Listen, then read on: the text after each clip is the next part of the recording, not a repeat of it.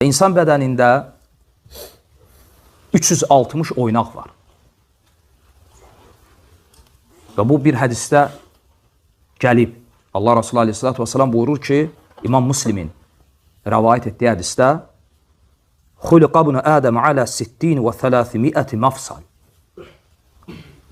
Adəm övladı 360 oynaq üzərində yaradılıb. Və bugün TV-də də belədir.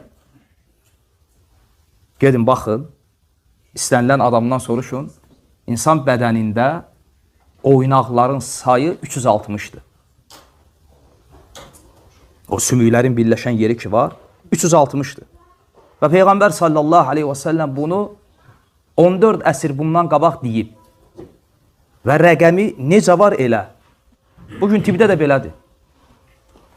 Tam dəqiqliyi ilə 360. Nə bir əksi, nə bir artıq.